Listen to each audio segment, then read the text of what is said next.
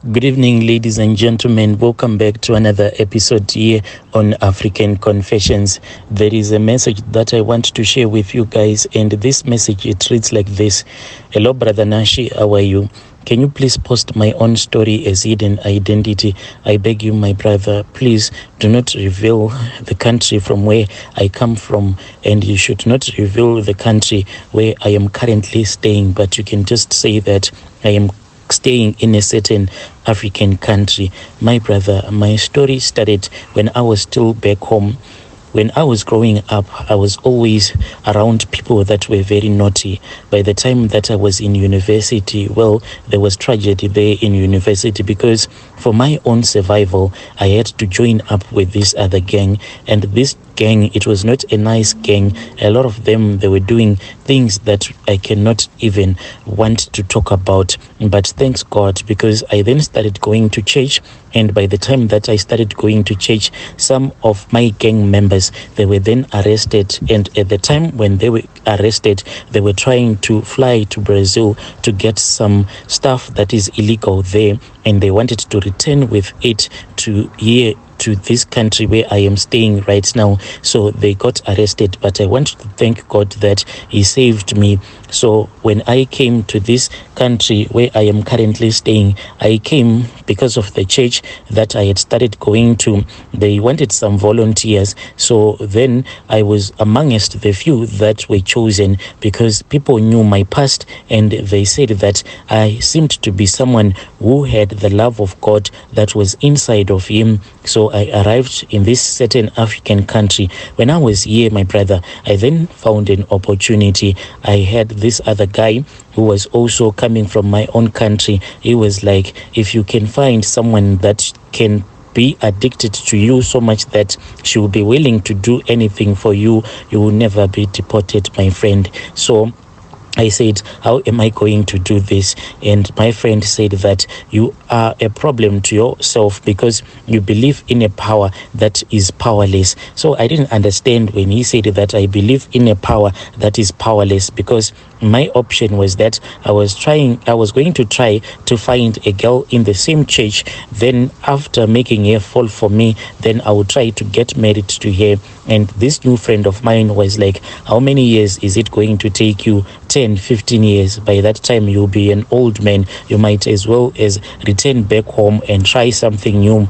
You need to have someone that can fall in love with you quick. And this is what I was supposed to do. And for me to take the route that I wanted to take, it was going to take a very long time. I needed someone, like, in short, that I was going to use juju on her, control her so much with juju that she will quickly get married to me, and she will quickly do the papers for me without paying her anything. I needed to use juju. So I then spoke with this new friend of mine. I said, where am I going to get someone who can assist me? You mean, is there any native doctor here who is in doing something that is true? Because as far as I knew, most of them, they were just lying to people. They didn't have any powers at all, because I knew that most of the native doctors, they never leave their shrines. If they are powerful, there's no need for them to go to another country to look for a better future, because people will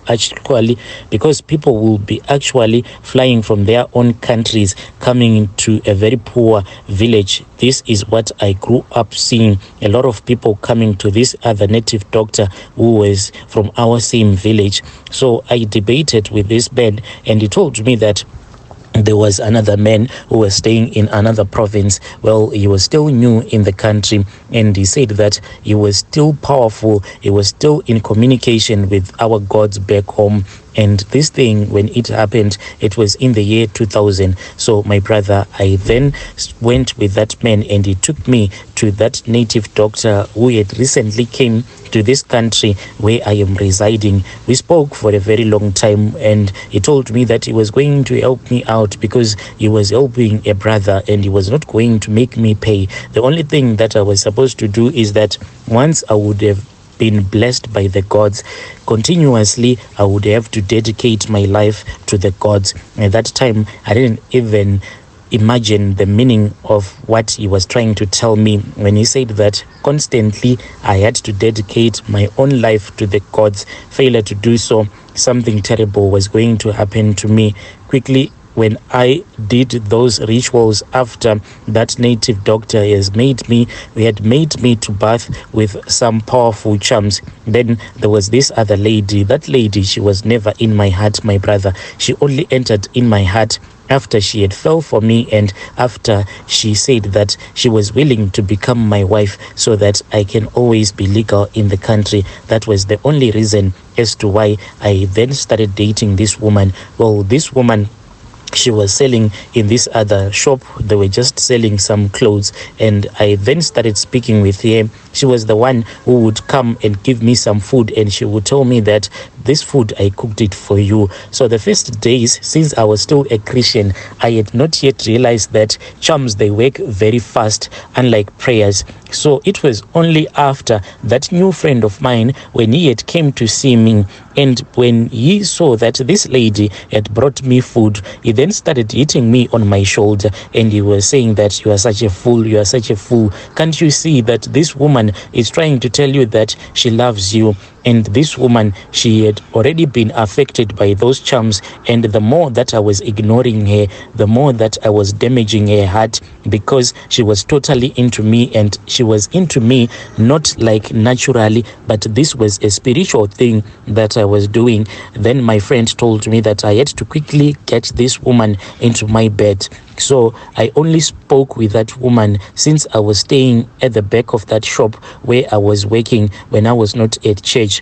Then that lady, I said, tonight I do not want you to go back home. I want you to sleep with me. When I spoke with her, I was really nervous. I thought that maybe she was going to scream and shout at me because she was such a decent lady, even though she was a little bit older than I was at that time when she was still alive. My brother, she said, it is fine. So what do you want me to cook for you so that I can go to the shop and buy something? My heart skipped a bit, my brother, because ever since I had came into this country, I had never slept with any woman, and it had been a very long time. I was trying to correct all of my wrongs with God. I wanted God to forgive me, but here I was. The devil had tempted me with that future of having proper documentation in the country where I am staying. This woman went and she bought some items. She cooked for me a nice meal, and we enjoyed. After that, we went to bed. Me and this woman, we then started staying together until she said that my mom wants to meet you. So I went and I met up with her mom, and after I had met her mom, they then gave us a go ahead that we were supposed to get married. They then gave us a go ahead, and they said that if you want to get married, then it is fine, as long as you know that this girl that you want to marry, she has parents. So we are giving you that option to settle down with her first, and after settling down with her, then please try to come and pay for your bride price. This was like someone who had been handed a silver spoon, and as someone who had suffered all of his life, I then took full opportunity. After my papers had came out, I then asked this lady to go to the bank so that she can take out a loan. Well, she did, and we started a small business. It was an electronic shop business, and business was really thriving. That friend of mine, he went missing for a very long time. This was like 2 years without ever seeing this guy. And the time when I saw him as he was driving around town, this guy, he was driving a very beautiful car, and I then rushed out of that shop and I said, stop, and he stopped his car, and we started greeting each other, and I invited him to my shop. He came into my shop and he said that I can see that you are doing something small, but you are going to be okay now that we are back in communication. Guy told me that he had gone back home, and when he had gone back home, he had visited this other native doctor who had given him some money. So this money, what happens to this money is that usually when he gives someone the money, then that person's money will come into his pockets, and this was like what he was doing. So This guy then told me that he wanted this same thing to happen to me. By the time that I returned back home, my brother, I had totally forgotten about repaying those gods that he had helped me to get that woman so that she can assist me with the documentation. And when I visited this other native doctor this time around, when I had returned back home and I had left my wife back in her country, that was when I was told that I had to pay up because I was owing the gods. I said, how am I going to pay up? They told me that it was either I was going to be sacrificed or I had to sacrifice one of my siblings. That I could not do. I could not do it because I loved them a lot. When I came to this country where I was doing the work that I was doing, I was trying to provide a better life for them, especially my youngest sibling at that time. She was in college, so I could not even imagine having to sacrifice here. My brother, I said, is there anything that we can do? Can you plead with the gods on my behalf to at least try and to tell me something else that I can do so that they can forgive me? Then that native doctor laughed at me and he said that forgiveness is not an option. Forgiveness cannot be given in this shrine. Then that native doctor said that you can try to sacrifice someone in place of your sibling or your mother. I then said that in the country where I am staying, there is this lady that I am staying with, but this lady, she's such a beautiful soul. I don't know if you will accept her soul. She has been nice to me. She has never wronged me. She has never cheated me all the years that I have stayed with her. And that time she was pregnant, my brother. I was just mentioning her name because I wanted to see what were the options that were going to be laid on the table by the gods and the goddesses. When I mentioned this lady, then I saw that on the altar there was fire that started burning. That native doctor looked around and the native doctor said that, yes, you see, the gods has accepted your offer. I said, what offer? I was just mentioning the fact that in the country where I am staying, I have a lady that is sweet, that has been nice to me, and she is the reason as to why I am even able to stay in this country. And then that native doctor said, it is fine. Once you have gotten your full citizenship, then the gods are going to come and collect you. So my brother, from that year until I had gotten my full citizenship, then that lady, she passed away. She passed away and she left me behind with our son. And I had to do it because I started hearing rumors that some of the ladies, what they were doing is that once they would have gotten married to a guy that was from another country, then they will take all of your businesses. They will just divorce you for no reason at all. So this was like a very big scary thing for me because I had worked so hard for everything that I had gotten. When she passed away, my brother, I was then told that I had something new that I was supposed to do in that area where I had some of my shops. There were ladies that were usually like giving each other money. I do not want to mention, fearing people are going to recognize where I am, but it was more like a community thing. Ladies were giving each other money. I was then told that I had to place some of my money, and after placing some of my money, those ladies at the end of the year, they will end up not doing anything with that money. It was more like I was taking their destinies.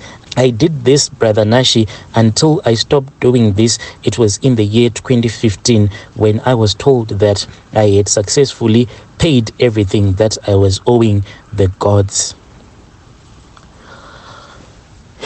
Dear listeners, right there was a message that was sent to us by one of our listeners. It is just said that he didn't want me to mention the country from where he comes from, and he didn't want me to mention the country from where he is now staying. But strange things do happen in this world.